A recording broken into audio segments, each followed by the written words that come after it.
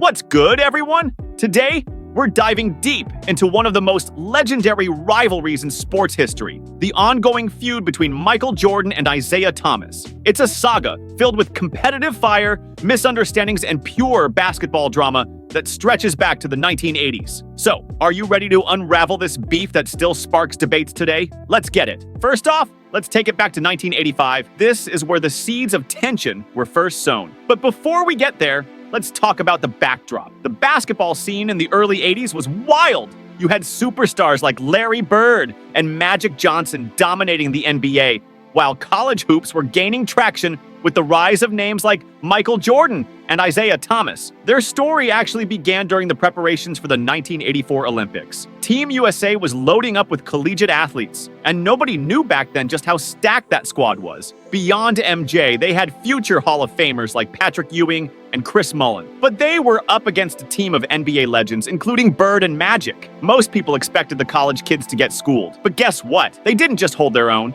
They dominated. MJ and his crew won a perfect 8-0 in their exhibition games, and you better believe Jordan was a key player, averaging 17 points per game. Isaiah, on the other hand, was getting a taste of what was to come, averaging 13 points in just 3 games. The stage was set for these two icons to clash. Fast forward to the NBA, and it didn't take long for Jordan to make waves. He was lighting it up, scoring 37 points in just his 3rd game. By January of 1985, the Bulls faced off against Isaiah's Pistons for the first time. It was a classic moment. MJ struggled initially, but managed to pull through with a solid 25 points, leading the Bulls to victory. But here's the kicker. Isaiah put up 35 points and 10 assists. You could feel the competitive tension brewing. Their next meeting marked the first signs of the drama that would engulf both players. At the 1985 All-Star Game, Jordan felt disrespected. He believed Isaiah was freezing him out, instructing his East teammates not to pass him the ball. This perception may have been exaggerated, since Jordan took 9 shots in 22 minutes.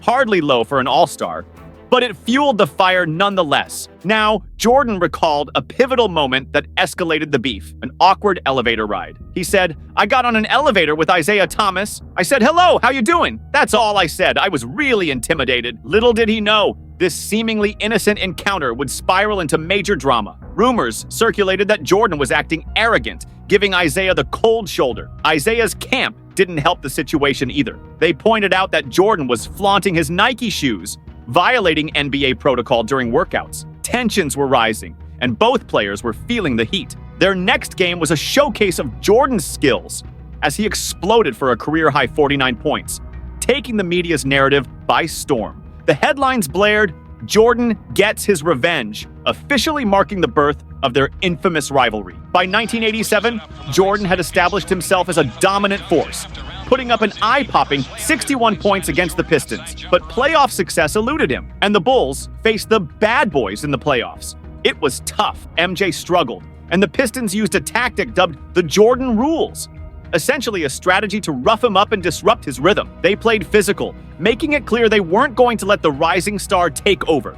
The media narrative began to shift, with many acknowledging that while Jordan was the best player, the Pistons were the ultimate roadblock to his success. In 1988, Jordan finally secured a playoff series win, but was swiftly humbled by Isaiah's Pistons, who knocked the Bulls out again. Throughout this heated rivalry, it was interesting to see Isaiah remain complimentary of Jordan. He once called him the best player I've ever seen. But even with that respect, there was always an underlying animosity simmering beneath the surface. Fast forward to 1991, and the tides began to turn. The Pistons were aging, and the Bulls were more lethal than ever. The Bulls swept the Pistons in the Eastern Conference Finals, and in a dramatic moment, the Pistons walked off the court without shaking hands. You could feel the tension in the air. It was a defining moment in NBA history that would only deepen the feud. Jordan felt wronged, claiming the Pistons were poor sports, while Isaiah maintained that he didn't lead the walk-off. The bitterness was palpable, and their rivalry escalated to another level. The aftermath of the 1991 playoffs led to the formation of the 1992 Dream Team, where Isaiah's absence stirred up more controversy. Jordan was allegedly behind Isaiah not being selected, and it became a hot topic in basketball discussions. MJ's claim of not wanting Isaiah on the team became legendary, with speculation surrounding his influence in the selection process. Isaiah, for his part, felt unjustly excluded. Despite his all-star credentials, he was left off the most celebrated Olympic basketball team. The media backlash was fierce, and it added more fuel to the already raging fire. Fast forward to 2020, when the documentary The Last Dance aired. It reignited the rivalry, bringing back old feelings and disputes. MJ didn't hold back,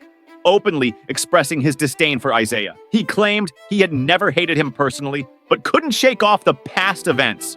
Isaiah, watching from the sidelines, called out MJ, demanding an apology for the harsh words aired on national television. During the documentary, Isaiah noted he never realized just how deeply Jordan felt about their rivalry until that moment. He asked for accountability, challenging MJ to publicly apologize if he truly didn't mean it. It was a dramatic confrontation that echoed their past.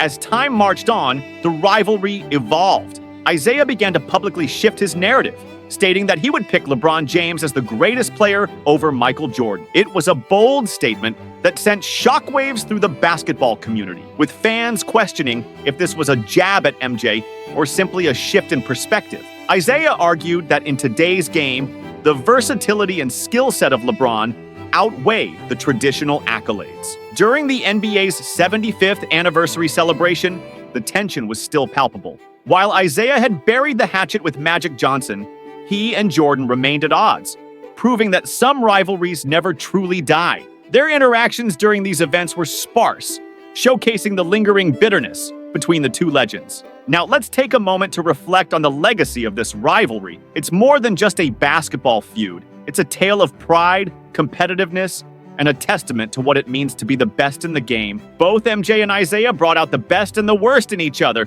driving their respective careers and influencing the future of the NBA. Their battles laid the groundwork for the intense competition we see in the league today. From the physical play styles to the emotional rivalries, the saga of Jordan and Thomas has left an indelible mark on the sport. And so, as we wrap up, it's clear that the rivalry between Michael Jordan and Isaiah Thomas is one for the ages. It's a story filled with unforgettable moments, heated exchanges, and a complex mix of respect and resentment. Even today, you can feel the echoes of their battles in the current NBA landscape.